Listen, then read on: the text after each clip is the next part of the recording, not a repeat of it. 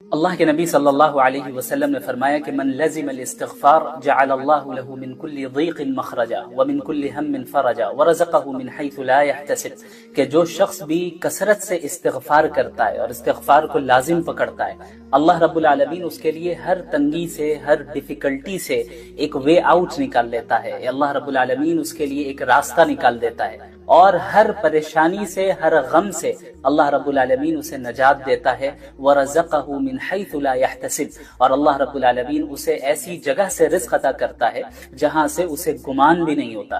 لہٰذا ہمیں چاہیے کہ ہم کثرت سے چلتے پھرتے، اٹھتے بیٹھتے ہر وقت استغفار کریں، اور اس کی میننگ پر غور کرتے ہوئے، ہم تدبر کرتے ہوئے استغفار کریں کہ ہم اللہ سے مغفرت طلب کر رہے ہیں۔ ہم نے جو اپنے پاس میں گناہ کیے ہیں، چاہے وہ چھوٹے گناہ ہو یا بڑے گناہ ہو، ہم سب سے توبہ کر رہے ہیں، اور یہ عزم کر رہے ہیں کہ یا اللہ میں ان گناہوں کو کبھی نہیں دہراؤں گا۔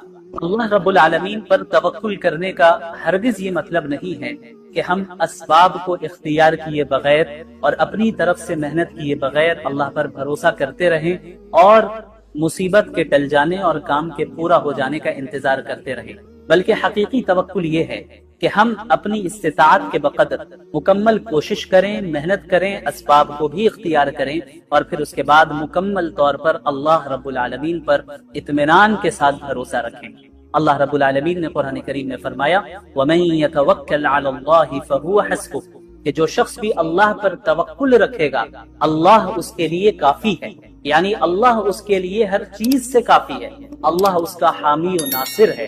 آپ اندازہ کریں کہ اللہ رب العالمین آپ سے براہ راست کہہ رہا ہے کہ میں تمہارے لیے کافی ہوں۔ یہ کیا ہی بہترین راحت کا ذریعہ ہے اور اطمینان کا ذریعہ ہے۔ توکل کا یہ مطلب نہیں ہے کہ آپ کو کوئی تکلیف نہیں آئے گی، بلکہ توکل کا مطلب یہ ہے کہ جب آپ کو کوئی تکلیف پہنچے تو آپ یہ جانیں کہ اللہ آپ کے ساتھ ہے، اور آپ کے ساتھ ہر حال میں خیر کا معاملہ ہی ہوگا، چاہے راستہ کتنا ہی طویل کیوں نہ ہو جائے۔ لہٰذا افسوس نہ کریں، مایوس نہ ہوں، غم نہ کریں، بلکہ کام کریں، محنت کریں، اپنی استطاعت کے بقدر کوشش کریں اور دعا کریں، اور پھر کہیں حسبی اللہ، اللہ میرے لیے کافی ہے۔ شاید اللہ تعالیٰ اس کے بعد کوئی نیا معاملہ پیدا فرما دے۔ کیا آپ کو لگتا ہے کہ سارے دروازے بند ہو چکے ہیں اور حل بہت دور ہے اور آپ کنارے تک پہنچ گئے ہیں؟ تو اس آیت کو سنیں، لعل اللہ یحدث بعد ذلك امرا، شاید اللہ رب العالمین اس کے بعد کوئی نیا معاملہ پیدا فرما دے۔ اللہ رب العالمین شاید آپ کے حال کو اچانک بدل دے۔ جی ہاں، اللہ رب العالمین اس بات پر قادر ہے کہ وہ آپ کی تنگی کو کشادگی سے تبدیل کر دے، آپ کے درد کو رحمت سے تبدیل کر دے، اور آپ کی مایوسی کو کامیابی سے تبدیل کر دے۔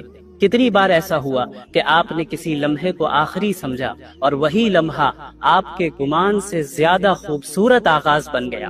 لہٰذا اپنے رب پر بھروسہ رکھیں، جلدی نہ کریں، مایوس نہ ہوں، اور یہ نہ سمجھیں کہ دیر ہونے کا مطلب بھول جانا ہے۔ تقدیر اللہ کے منصوبے سے چلتی ہے، اور وہ آپ پر آپ سے زیادہ مہربان ہے۔ لہٰذا جب کبھی بھی دنیا تنگ ہو جائے، اپنے دل سے کہے لعل اللہ یحدث بعد ذلك امرا۔ اللہ رب العالمین کا کوئی بھی فعل بغیر مقصد اور بغیر حکمت کے نہیں ہو سکتا، چونکہ وہ الحکیم ہے، وہ آل وائز ہے۔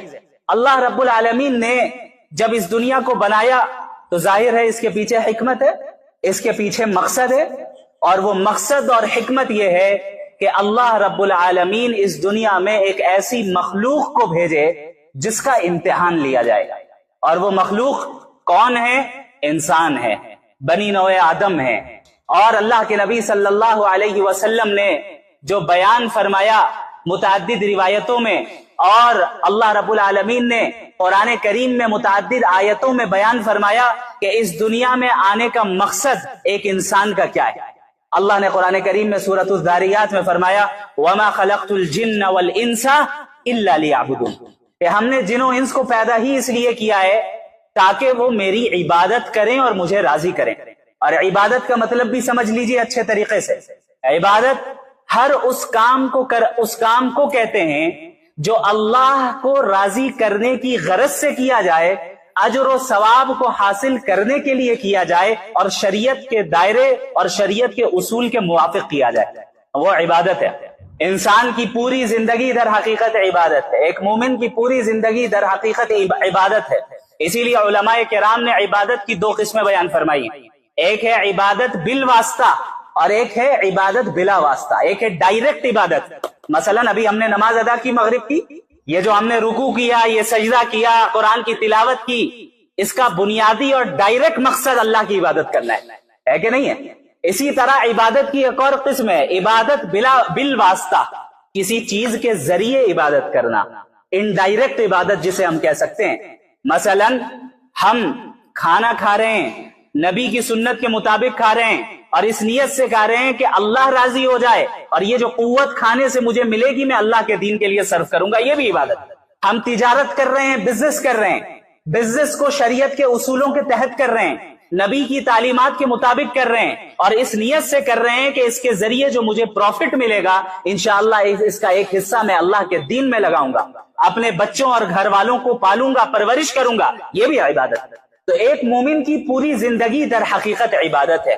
اسی لیے جو آیت شروع میں نے آپ کے سامنے تلاوت فرمائی، تلاوت کی، اس میں اللہ رب العالمین نے نبی کریم صلی اللہ علیہ وسلم کو یہ کہنے کا حکم دیا، قل آپ کہہ دیں، ان صلاتی میری نماز، ونسکی میری قربانیاں، ومحیایا میری زندگی، ومماتی اور میری موت، للہ رب العالمین سب کے سب اللہ کے لیے جو تمام جہانوں کا رب ہے۔ یعنی میرا اٹھنا، میرا بیٹھنا، میرا چلنا، میرا پھرنا، میرا دوڑنا، میرا کھانا، میرا پینا، میری نمازیں، میرے روزے، میری زکوٰۃ، میرے صدقات، میرا عمرہ، میرا حج، میری قربانیاں، ساری چیزیں اللہ کے لیے۔ ہم تجارت بھی کرتے ہیں تو کس کے لیے کرتے ہیں؟ اللہ کے لیے۔ اسی لیے نبی کریم صلی اللہ علیہ وسلم نے تاجر کی فضیلت بھی بیان کی نا، التاجر الصدوق الامین مع النبیین والصدیقین والشہداء والصالحین، او کما قال النبی صلی اللہ علیہ وسلم، ایک سچا اور امانت دار بزنس مین، سچا اور امانت دار تاجر قیامت کے دن انبیاء، شہداء اور نیک لوگوں کے ساتھ اٹھایا جائے گا۔ اللہ اکبر۔ وہ تجارت جسے ہم سمجھتے ہیں کہ بھئی یہ تو دنیا داری ہے، یہ الگ بات ہے کہ کوئی اگر تجارت میں اس طرح منہمک ہو جائے کہ اللہ کی یاد سے غافل ہو جائے تو ظاہر ہے یہ غلط ہے اور یہ دنیا داری ہے۔ لیکن اگر تجارت بھی وہ صحیح نیت کے ساتھ، صحیح اصولوں کے ساتھ کر رہا ہے تو اللہ نے اس تجارت کو بھی عبادت کی ایک شکل دے دی، اور اس تجارت کے کرنے والے شخص جس کے اندر یہ خصوصیات ہو کہ وہ سچا ہو، دیانت دار ہو، امانت دار ہو، یہ وہ شخص ہوگا کہ قیامت کے دن انبیاء میں سے انبیاء کی صفوں میں اٹھایا جائے گا، شہداء کی صفوں میں اٹھایا جائے گا، شہداء کے ساتھ اٹھایا جائے گا، صالحین کے ساتھ اٹھایا جائے گا۔ یہ کتنی بڑی فضیلت، کتنا آسان کر دیا اللہ نے ہمارے لیے اس زندگی کو، جبکہ ہماری زندگی کا اصل مقصد کیا ہے؟ اللہ کی عبادت کرنا۔ اللہ نے ہر وقت نمازیں فرض نہیں کی کہ دن میں 24 گھنٹے ہیں تو 24 گھنٹے کے ہر منٹ نماز پڑھنا ضروری ہے۔ اللہ چاہتا تو کرتا اور اس کا حق تھا کہ وہ کرے، لیکن اس نے بندوں کا لحاظ رکھا، بندوں کے تقاضوں کا لحاظ رکھا، انسانی فطرت کا خیال رکھا، اور اللہ رب العالمین نے بالواسطہ عبادتیں بھی دے دی اور بلا واسطہ عبادتیں بھی دے دی کہ تمہاری پوری زندگی در حقیقت اللہ کے احکامات کے مطابق گزرنی چاہیے، تم کامیاب ہو جاؤ گے۔ یہ جو ہم نے کانسیپٹ بنایا ہے دین اور دنیا دو الگ الگ چیزیں، یہ دین جب نماز پڑھو تو دین، جب بازار میں تجارت کرو تو دنیا، جب اسکول اور کالج جاؤ تو دنیا، جب مسجد میں آ جاؤ تو پھر دین، یہ کانسیپٹ در حقیقت غلط ہے اور اس کانسیپٹ نے امت کو بہت نقصان پہنچایا، اور یہی وہ کانسیپٹ ہے جس کے نتیجے میں ہمارے درمیان ایک بہت بڑا خلا پیدا ہوا ہے۔ ماڈرن ایجوکیشن کو حاصل کرنے والے جو ہمارے ینگسٹرز ہیں، یوتھ ہیں، آپ دیکھیں، اور دوسری طرف علماء کرام ہیں، ان کے درمیان کتنا بڑا گیپ ہے کہ نہیں ہے؟ یہ دین اور دنیا کے کانسیپٹ الگ الگ، دین اور دنیا کو الگ الگ کرنے کا نتیجہ ہے کہ انہوں نے یہ سمجھا کہ بھئی ان کی جو زندگی ہے، ان کے جو پریکٹیکل چیلنجز ہے وہ الگ ہیں، ان کی زبان الگ، ان کی اصطلاحات الگ، ان کا طریقہ کار الگ۔ دوسری طرف علماء کرام جنہوں نے دینی علم حاصل کیا، لیکن وہ دنیا کے موجودہ سارے علماء کی بات نہیں کر رہا، ظاہر ہے بڑے بڑے علماء موجود ہیں الحمدللہ جو امت کی رہنمائی فرما رہے ہیں اور نوجوانوں کے مسائل کو حل کر رہے ہیں، لیکن ایک بڑا طبقہ یہ دیکھا جا رہا ہے کہ ایسا ہے مدارس میں بھی اور کالج یونیورسٹی میں بھی جو ایک دوسرے کے ساتھ کولیبوریٹ نہیں کر پا رہے ہیں خیر کے کام۔ یہ جب ان کے پاس آ رہے ہیں انہیں بددین سمجھ رہے ہیں، وہ ان کے پاس جا رہے ہیں تو انہیں بیکورڈ سمجھ رہے ہیں۔ یہ ان کے چیلنجز کو نہیں سمجھ پا رہے ہیں، یہ ان کے اصطلاحات اور ان کے مقام و مرتبے کو نہیں سمجھ پا رہے ہیں۔ نتیجہ کیا نکل رہا ہے؟ یہ خلا ہے، یہ گیپ، یہ دین اور دنیا کو الگ الگ کرنے کا نتیجہ ہے، جبکہ یہ دین آیا تھا اسی دنیا میں نافذ کرنے کے لیے۔ یہ دین کوئی الگ سے چند رسموں کا نام نہیں ہے، یہ دین تو دراصل دستور حیات ہے، زندگی کا دستور ہے، زندگی کا طریقہ ہے۔ ہم علم کیسے حاصل کریں یہ دین بتاتا ہے، ہم اپنی جوانی کیسے گزارے یہ دین بتاتا ہے، ہم شادی کیسے کریں یہ دین بتاتا ہے، شادی کے بعد کی زندگی کیسے گزاریں یہ دین بتاتا ہے، ہم تجارت کیسے کریں یہ بھی دین بتاتا ہے، ہم ملازمت کیسے کریں یہ بھی دین بتاتا ہے۔ تو شریعت اسلامیہ تو زندگی کے ہر شعبے کا احاطہ کی ہوئی ہے، ہم نے اس کو چند عبادتوں کے ساتھ خاص کیا۔ ہم نے سمجھا کہ صرف نماز روزوں کا نام جو ہے اور مسواک کر لینے کا نام دین ہے، یقیناً یہ دین کا حصہ ہے اور بہت بڑا حصہ ہے، لیکن کامل اور مکمل دین کا مطالبہ قرآن کریم کرتا ہے۔ یا ایھا الذین آمنوا ادخلوا فی السلم کافہ، اے وہ لوگ جو ایمان لے آئے پورے کے پورے اسلام میں داخل ہو جاؤ، کامل اسلام میں داخل ہو جاؤ۔ یہ نہیں کہ جب چاہا تب دین پہ عمل کر لیا اور جب چاہا تب دنیا اور معاشرے کے سٹینڈرڈز کے مطابق عمل کرنے لگ جائیں۔ یہ مطالبہ کیا کرتا ہے یہ دین؟ قرآن کریم کیا مطالبہ کرتا ہے؟ پورے پورے دین میں آؤ، مکمل اور کامل مسلمان بنو، مکمل اور کامل دین پر عمل پیرا ہو، یہ ہے مطالبہ، یہ ہے مطالبہ۔ لیکن ظاہر ہے جب حضرت آدم علیہ السلام کو اللہ رب العالمین نے پیدا فرمایا اور پھر تمام فرشتوں کو بشمول ابلیس کو حکم ہوا کہ اللہ کے حکم ہے، اللہ کا حکم ہے کہ حضرت آدم کے سامنے جھک جاؤ، اس نے انکار کیا اور کیا کہا؟ انا خیر من، میں تو ان سے بہتر ہوں، خلقتنی من نار، آپ نے مجھے آگ سے پیدا کیا، وخلقتہ من طین، اسے تو مٹی سے پیدا کیا۔ اس نے یہ نہیں دیکھا کہ حکم کہاں سے آ رہا ہے، اس نے اپنی عقل کے گھوڑے کو دوڑایا، یہ نہیں دیکھ رہا ہے کہ اللہ کیا کہہ رہا ہے، جبکہ وہ اس بات کا علم تھا اس کے پاس کہ اللہ تمام کائنات کا خالق و مالک ہے اور اللہ کی اطاعت میں ہی کامیابی ہے، لیکن اس نے محض اپنی انا کے نتیجے میں اللہ کے حکم کا انکار کیا۔ نتیجہ کیا نکلا؟ قال فاخرج منها فانك رجیم، جاؤ اب جنت سے نکل جاؤ، جنت سے نکل جاؤ، آج سے تم مردود ٹھہرے۔ قرآن کریم کہتا ہے آج سے تم مردود ٹھہرے۔ شیطان اللہ رب العالمین اس وقت کتنا ناراض ہیں، اس کے باوجود اللہ سے کہہ رہا ہے انظرنی الی یوم یبعثون، بس قیامت تک مجھے مہلت دے دیجئے، قیامت تک۔ شیطان بھی جانتا تھا کہ اللہ رب العالمین اگرچہ اللہ پر غضب کی صفت غالب ہے، تب بھی وہ انسان کی دعاؤں کو قبول فرماتے ہیں اور مخلوق کی دعاؤں کو قبول فرماتے ہیں، رد نہیں کرتے ہیں، رد نہیں کرتے ہیں۔ اس نے کہا انظرنی الی یوم یبعثون، بس قیامت تک مجھے مہلت دیجئے، میں کیا کروں گا؟ لأغوینہم اجمعین، آدم اور آدم کی اولاد کو سیدھے راستے سے ہٹا کر رہوں گا۔ چیلنج، یہ نہیں کہا کہ میں ہٹاؤں گا، کہا لأغوینہم اجمعین، جو عربی جانتے ہیں وہ اس اسلوب سے واقف ہے۔ لأغوینہم اجمعین، ضرور بالضرور ان کو سیدھے راستے سے ہٹا کر رہوں گا۔ یہ چیلنج کسے کر رہا ہے؟ وہ اللہ کو کر رہا ہے، اللہ کو کہہ رہا ہے میں کر کے رہوں گا۔ اب آپ دیکھیں، آپ نے مجھے نکال دیا، یہ تھا کبر، تکبر۔ جب انسان کے اندر تکبر آ جائے نا، وہ اپنے خالق کو بھی بھلا بیٹھتا ہے۔ فرعون کے ساتھ کیا ہوا؟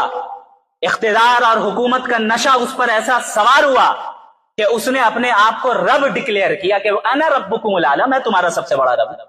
یہ کبر کا نتیجہ ہوتا ہے کہ انسان اسی دنیا میں اپنے آپ کو وہ کچھ سمجھنے لگ جاتا ہے جو وہ ہے نہیں، وہ کچھ سمجھنے لگ جاتا ہے جو وہ ہے نہیں۔ اور کبر کا نتیجہ ہوتا ہے کہ انسان بسا اوقات اللہ کے حکموں کا صریح طور پہ انکار کر بیٹھتا ہے اور انکار کر کے وہ کفر میں مبتلا ہو جاتا ہے۔ اور اللہ نے فرما دیا کہ جہنم کے تعلق سے کہ وَبِئْسَ مَثْوَى لِلْمُتَكَبِّرِينَ، جہنم تکبر والوں کے لیے کتنا برا ٹھکانہ ہے، کتنا برا ٹھکانہ ہے۔ کبر، میں کچھ ہوں، آئی ایم سم تھنگ، مجھے کچھ آ گیا ہے، میں دوسروں سے بہتر ہوں، دوسرا سامنے والا مجھ سے حقیر ہے، میرے سامنے حقیر ہے۔ اب یہ کبر چاہے دنیا کے راستے سے آئے یا دین کے راستے سے آئے برابر ہے۔ دنیا کے راستے سے آنے کا مطلب میں اتنا مالدار ہوں، یہ غریب مجھے کیا بتائے گا؟ میرے پاس فلاں عہدہ اور فلاں منصب ہے، یہ کیا بتائے گا؟ میری اتنی عزت اور اتنی شہرت ہے، یہ کیا بتائے گا؟ یہ میرے سامنے کھڑا ہوگا، یہ میرے ساتھ بیٹھے گا۔ دین کے اعتبار سے میں تو تہجد گزار ہوں، یہ پینٹ شرٹ پہننے والا کیا بتائے گا؟ یہ بھی مزاج ہمارے یہاں، یہ بھی مزاج ہمارے یہاں، میں تو تہجد گزار ہوں، یہ بے نمازی مجھے کیا بتائے گا؟ یہ ہے کبر دین کے راستے سے۔ شیطان نے جب اللہ رب العالمین کو چیلنج کیا اور کہا لأغوینہم اجمعین، تمام کے تمام آپ کے بندوں کو میں گمراہ کر کے رہوں گا، اور یہ بھی بیان کیا جو کہ سورہ الف لام میم صاد والی جو سورت ہے، جب آپ اس کو پڑھیں گے سورہ اعراف، اس میں آپ ان آیتوں کا بھی اضافہ دیکھیں گے جہاں اللہ رب العالمین نے شیطان کے اس قول کو نقل کیا کہ میں اس آدم یا اور اس آدم کی اولاد کے آگے سے، پیچھے سے، دائیں سے، بائیں سے، ہر جگہ سے میں اس پر حملہ کروں گا اور اسے اپنے ٹریپ میں پھنساؤں گا، اپنے جال میں پھنساؤں گا۔ اللہ نے کیا فرمایا؟ جاؤ جو کرنا ہے کر لو، لیکن الا عبادک منہم المخلصین۔ شیطان خود اعتراف کر رہا ہے کہ میں گمراہ کروں گا، لیکن چند مخصوص بندے ہیں جن پر میری چلے گی نہیں، چند مخصوص بندے ہیں جن پر میری چل نہیں سکے گی۔ اللہ نے بھی فرما دیا کہ جاؤ میں تمہیں اختیار دے رہا ہوں، قیامت تک کے لیے تمہیں موت نہیں آئے گی، جو کرنا ہے کرو، اور جس پر تمہیں کنٹرول حاصل کرنا ہے کوشش کر لو، کر تو لوگے لیکن میرے نیک اور اصلاح کرنے والے بندوں کو گمراہ نہیں کر سکتے۔ اللہ رب العالمین نے بیان فرمایا۔ اب جس دن حضرت آدم کے سامنے شیطان نے جھکنے سے منع کیا اور اللہ رب العالمین کے سامنے یہ چیلنج کیا اور یہ باتیں بیان فرمائی، یہ باتیں بیان کی، شیطان نے اس دن سے نئے نئے الگ الگ حربے اور طریقے اختیار کیے انسانوں کو گمراہ کرنے کے لیے۔ ہر زمانے میں کوئی نیا شوشہ، کوئی نیا فتنہ وہ اٹھاتا اور بڑے ہی دلکش نعروں کے ساتھ اٹھاتا تاکہ لوگ شرک میں مبتلا ہو جائیں، کفر میں مبتلا ہو جائیں، اللہ کی نافرمانی میں مبتلا ہو جائیں اور اللہ کی اطاعت سے انحراف کرنے لگ جائیں، دین سے پھر جائیں۔ شیطان نے کوششیں کی ہر زمانے میں، اور اللہ رب العالمین نے ہر زمانے میں اپنی جانب سے نبی کو بھیجا۔ ایک طرف شیطان کوشش کر رہا ہے بندوں کو گمراہ کرنا ہے، دوسری طرف انبیاء کی کوشش ہے کہ بندوں کو ہدایت پر لانا ہے، بندوں کو ہدایت پر لانا ہے۔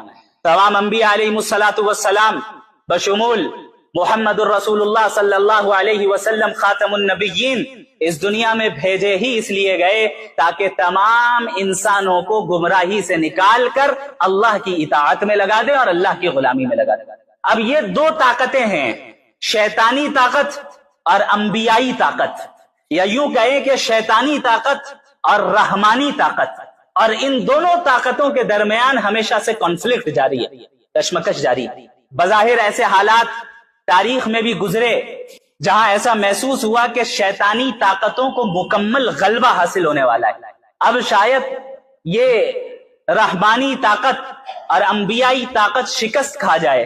حالات ایسے سنگین ہوئے، ایسے سخت سے سخت فتنے وجود میں آئے، ایسی سخت سے سخت آزمائشیں وجود میں آئیں کہ محسوس ہونے لگا کہ اب یہ دین حنیف جو ہے، جو صحیح دین ہے اللہ رب العالمین کا، وہ مغلوب ہو رہا ہے۔ لیکن اللہ رب العالمین نے ہر زمانے میں ایسے افراد کو کھڑا کیا جنہوں نے اپنے اپنے زمانے کے فتنوں کو کچل کر رکھ دیا۔ آپ پوری اسلامی تاریخ کو اٹھا کر دیکھ لیں، آپ کو یہ ساری چیزیں نظر آ جائیں گی۔ ہم اور آپ جس زمانے میں رہ رہے ہیں، اس زمانے میں بھی شیطانی طاقتیں بڑے زور و شور کے ساتھ کام کر رہے ہیں، اور مقصد کیا ہے؟ آپ کو آپ کے صحیح عقیدے سے ہٹا دینا، آپ کو آپ کے صحیح فکر سے ہٹا دینا، آپ کو اللہ کے نبی اور انبیاء کے راستے سے ہٹا دینا، آپ کو سلف صالحین کے راستے سے ہٹا دینا، آپ کو رجال اللہ اور اہل اللہ کے راستے سے ہٹا دینا، یہ مقصد ہے۔ کیوں؟ کیونکہ اس نے یہ چیلنج دیا ہے کہ ہمیں انہیں گمراہ کرنا ہے، اس کی وجہ سے میں جہنم میں جا رہا ہوں، چونکہ میں نے اس کے سامنے میں جھکا نہیں، لہٰذا یہ سبب بنا، حالانکہ وہ اپنی گمراہی کا خود سبب ہے، خود وجہ ہے۔ اس نے یہ عزم کر لیا کہ اب تو گمراہ کرنا ہے۔ اب آپ موجودہ زمانے کے فتنوں کو اگر پاسٹ کے فتنوں کے ساتھ کمپیئر کرنے جائیں تو بظاہر ایسا ہی محسوس ہوتا ہے کہ اس زمانے کے فتنے زیادہ خطرناک ہیں، اور نبی کریم صلی اللہ علیہ وسلم کی احادیث سے بھی اس کا ثبوت ملتا ہے۔ بعض روایتوں میں ہے کہ آنے والا ہر دن پچھلے دن کے مقابلے میں زیادہ پرفتن اور زیادہ شر والا ہوگا، زیادہ شر والا ہوگا۔ آپ صلی اللہ علیہ وسلم قیامت کے قریب کے زمانے سے پناہ مانگتے تھے، دجالی فتنوں سے پناہ مانگتے تھے کہ قیامت کے قریب کا زمانہ ایسا ہوگا جہاں دجالی فتنے چاروں طرف چھا جائیں گے۔ خود غور کریں، دجال کسے کہا جاتا ہے؟ دجال، دجل کہتے ہیں دھوکے کو، ڈیلیوژن کو، اور دجال کہتے ہیں بہت زیادہ دھوکہ دینے والا، حق کو باطل بنا کر دکھانے والا، باطل کو حق بنا کر دکھانے والا، یہ ہے دجال۔ تو یہ جو دجل و فریب باطل طاقتیں انجام دیتی ہیں، دجال کا زمانہ ایسا زمانہ ہوگا جو دجل و فریب کی بالکل پیک پر ہوگا، عروج پر ہوگا، انتہا پر ہوگا۔ اسی لیے نبی کریم صلی اللہ علیہ وسلم نے فرمایا کہ جب دجال آئے گا اس کے ایک ہاتھ میں جنت اور ایک ہاتھ میں جہنم، اور آپ نے فرمایا کہ جو جنت ہے وہ در حقیقت آگ ہے، اور جو آگ ہے وہ در حقیقت جنت ہے۔ یعنی صحیح کو غلط، غلط کو صحیح، بینیفیشیل چیز کو نقصان دہ بنا کر دکھانا اور نقصان دہ چیز کو بینیفیشیل بنا کر دکھانا۔ اب آپ بتائیے، جس زمانے میں ہم اور آپ رہ رہے ہیں جہاں مغربی تہذیب اور ویسٹرن سویلائزیشن کو اور ویسٹرن آئیڈیالوجیز کو پورا غلبہ حاصل ہے، کیا آج باطل افکار اور باطل آئیڈیالوجیز کو حق بنا کر دکھایا جا رہا ہے کہ نہیں دکھایا جا رہا ہے؟ باطل افکار کو اب تو ہیومن رائٹس قرار دے دیا گیا کہ بھائی ایک انسان ہے، ایک مرد ہے، ایک عورت ہے، زنا کرنا چاہے اپنے کنسنٹ سے کر رہے ہیں، اپنی رضامندی سے۔ اسپرٹ آف سیام، سیام کہتے ہیں فاسٹنگ کو، قیام کہتے ہیں نائٹ پریئرز کو۔ تو اس کی روح کیا ہے، اس کا اسپرٹ کیا ہے، اسے جاننا ہے ہمیں۔ صرف رسم نہیں ہے روزہ، صرف تراویح اٹھا بیٹھی نہیں ہے، صرف چند سجدوں اور رکوع کا نام نہیں ہے کہ ہم اٹھ رہے ہیں اور بیٹھ رہے ہیں، بلکہ اس کے پیچھے ایک روح ہے۔ اسلامی عبادات میں ایک روح ہوتی ہے، اسے سمجھنا ہے۔ اور اس چیز کو ذہن سے نکال دیں کہ رمضان کو ہم رسم و رواج کی طرح نہیں گزاریں گے کہ ہر سال رمضان آ رہا ہے، بس وہ افطار پارٹی ہوتی ہے، سحری کرنا ہے، رات میں گھومنا ہے، تراویح پڑھنی ہے امام صاحب کے پیچھے اور دن بھر میں روزہ رکھنا ہے، بس یہی ہے۔ تو ہم نے ایک رسم بنا لیا اس کو کہ بھئی یہاں سب کر رہے ہیں تو ہم بھی کرنا ہے۔ تو اس چیز کو سب سے پہلے کلیئر کریں اپنے ذہن میں کہ ہم رسم کے طور پہ روزہ نہیں رکھتے، ہم اسے عبادت سمجھ کے رکھتے ہیں، اور اس کے پیچھے جو فضائل ہیں اور جو اہمیت ہے اس کو ذہن میں رکھتے ہوئے کرتے ہیں۔ تو سب سے پہلی چیز یہ ہے کہ اپنی نیت کو خالص کرنا، نیت کی اصلاح کرنا کہ ہم رمضان کے روزے کس کے لیے رکھ رہے ہیں، رمضان کی عبادت ہم کس کے لیے کر رہے ہیں، ہم اللہ کو راضی کرنے کے لیے کر رہے ہیں۔ ایک تو یہ ہے کہ بری نیت ہو، لوگوں کو دکھلاوے کے لیے ہم کر رہے ہیں، بھائی روزہ ہم رکھ رہے ہیں تاکہ لوگ دیکھیں، لوگ کہیں کہ ہم روزے دار ہیں، یا روزہ ہم اس لیے رکھ رہے ہیں کہ تاکہ یہ لوگ نہ کہے کہ بھائی دیکھو مسلمان ہے روزہ نہیں رکھتا ہے۔ نماز تراویح یا قیام اللیل ہم پڑھ رہے ہیں یا عبادتیں کر رہے ہیں اس لیے کر رہے ہیں کہ گھر والے کہیں یا دیکھنے والے کہیں کہ بڑا عابد و زاہد ہے، یا سب کر رہے ہیں اس لیے ہم کر رہے ہیں۔ تو یہ دونوں طریقے صحیح نہیں۔ ایک ہوتا ہے کسی عمل کے پیچھے غلط مقصد ہونا، غلط نیت ہونا، اور ایک ہوتا ہے کہ کسی عمل کے پیچھے کوئی نیت ہی نہیں ہونا۔ یہ دونوں بری چیزیں، نیت کا نہ ہونا، بس چونکہ سب کر رہے ہیں تو ہم بھی کر رہے ہیں، یہ کوئی اچھی نیت نہیں ہے، یہ کوئی اچھا طریقہ نہیں ہے کہ بس آپ نے لوگوں کو دیکھ کر جو ہے فالو کرنا شروع کر دیا، اور اس کی جو اہمیت ہے اس کو اپنے ذہن میں مستحضر نہیں کیا، اس کو اپنے ذہن میں پریزنٹ نہیں رکھا۔ اور بری نیت ہو تو یہ بھی بڑی خطرناک چیز ہے۔ تو ہماری نیت کیا ہونی چاہیے؟ ہماری نیت یہ ہونی چاہیے کہ ہم رمضان میں تمام عبادتوں کو، چاہے وہ روزہ ہو یا رات کی نماز ہو یا اس کے علاوہ غریبوں کے درمیان صدقہ و خیرات کرنا ہو، افطار کرانا ہو یا سحری کرنا ہو یا نمازوں کا اہتمام ہو، صدقات کا اہتمام ہو، ذکر و اذکار کا اہتمام ہو، یہ سب ہم صرف اللہ کو راضی کرنے کے لیے کر رہے ہیں، اور اس لیے کر رہے ہیں کہ اللہ سے تقرب حاصل ہو جائے۔ رمضان کا جو مہینہ ہوتا ہے یہ ایک ٹریننگ، تربیتی کورس ہوتا ہے، ایک مہینے کے کورس سے اللہ رب العالمین ہمیں گزارتے ہیں کہ پورے 11 مہینے جو ہے ایک بندہ دنیا کے پیچھے بھاگتا رہتا ہے، اور کبھی اکثر ایسا ہو جاتا ہے کہ دنیا غالب آ جاتی ہے، اللہ کو بھول جاتا ہے، دنیا غالب آ جاتی ہے، اللہ کو وہ بھول جاتا ہے۔ تو رمضان کے مہینے میں ٹریننگ ہو رہی ہوتی ہے کہ بھئی اب آ جائیں، جہاں بھٹکے ہوئے جو ہیں، اللہ آواز لگا رہا ہے کہ سب آ جائیں، آئیں اور اپنی اصلاح کر لیں، آئیں اور ہمارے قریب آئیں۔ اب آپ دیکھیں اللہ کے نبی صلی اللہ علیہ وسلم نے رمضان کے متعلق کیا فرمایا؟ اللہ کے نبی صلی اللہ علیہ وسلم نے فرمایا کہ جب رمضان کا مہینہ شروع ہوتا ہے تو فتحت ابواب الجنہ واغلقت ابواب النار، کہ جنت دروازے کھول دیے جاتے ہیں، جہنم کے دروازے بند کر دیے جاتے ہیں۔ کیوں بھائی ایسا کیوں کیا جاتا ہے؟ اس کا کیا تعلق ہے؟ ابھی تو ہمیں جنت میں اٹھ کے جانا نہیں ہے، ایسا تو نہیں عید کے دن ہی جنت چلے جائیں یا عید کے دن ہی جہنم چلے جائیں، ایسا تو نہیں ہوتا ہے۔ کیوں ایسا پھر اللہ تعالیٰ فرماتے ہیں ایسا اس لیے کرتے ہیں چونکہ یہ رمضان کا پروٹوکول ہے، یہ رمضان کا پروٹوکول ہے کہ رمضان کی ابتدا ہوگی، جنت کے دروازے سارے دروازے کھول دیے جائیں گے اور جہنم کے سارے دروازے بند کر دیے جائیں گے۔ یہ انڈیکیشن ہے، انڈیکیٹ کرتے ہیں اللہ رب العالمین اس چیز کی طرف کہ اب میری رحمت کا دروازہ پہلے سے زیادہ کھل چکا ہے. تو جتنے بھٹکے ہوئے ہو تم، جتنے بڑے گناہ تم نے اپنے پاس میں کر رکھے ہوں، آؤ اب رجوع کر لو، آؤ اور اب توبہ کر لو، آؤ اور اپنی اصلاح کر لو، میں تمہاری مغفرت فرماؤں گا. اس میں اخلاص پیدا کر کے کرنا ہے کہ ہم جو کام کرنے کے لیے جا رہے ہیں وہ اللہ رب العالمین کے لیے ہی کرنے جا رہے ہیں. اور اسی طرح اللہ کے نبی صلی اللہ علیہ وسلم نے رمضان میں جو ہے روزوں کی جو اہمیت ہے اسے بھی بیان کیا. روزہ کیوں رکھتے ہیں؟ قرآن کریم میں اللہ نے کیا فرمایا ہے؟ یا ایھا الذین آمنوا کتب علیکم الصیام کما کتب علی الذین من قبلکم لعلکم تتقون، کہ اے ایمان والو تم پر روزے اس لیے فرض کیے گئے ہیں جیسے تم سے پہلے کے لوگوں پر فرض کیے گئے تھے، اور اس لیے فرض کیے گئے ہیں تاکہ تم متقی ہو جاؤ، تقوی والے ہو جاؤ. تو روزے کا مقصد باڈی فٹنس نہیں ہے، روزے کا مقصد کیا ہے؟ تقوی حاصل کرنا ہے.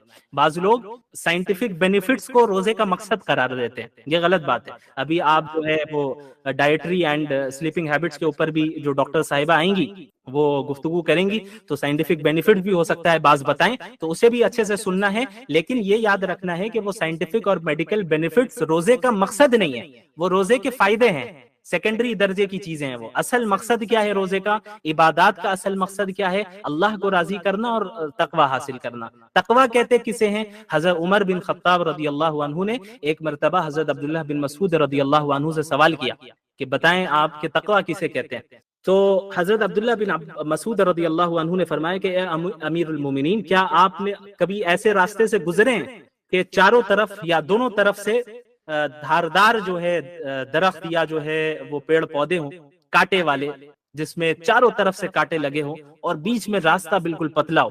تو حضرت عمر بن خطاب رضی اللہ عنہ نے فرمایا کہ ہاں، ایسے راستے سے ایک مرتبہ گزرنا ہوا ہے. تو عبداللہ بن مسعود رضی اللہ عنہ نے حضرت عمر بن خطاب رضی اللہ عنہ سے فرمایا کہ تو بتائیں آپ پھر اس راستے سے کیسے گزرے تھے؟ تو حضرت عمر رضی اللہ عنہ نے فرمایا کہ میں نے اپنے ہاتھ کو اور اپنے کپڑوں کو، اپنے دامن کو، اپنے آستین کو سمیٹ لیا اور بالکل سیدھے راستے سے آگے نکل گیا. حضرت عبداللہ بن مسعود نے فرمایا کہ بس یہی تقوی ہے کہ آپ کے معاشرے میں آپ جہاں رہ رہے ہیں چاروں طرف سے گناہ کے کانٹے اور فتنوں کے کانٹے موجود ہیں.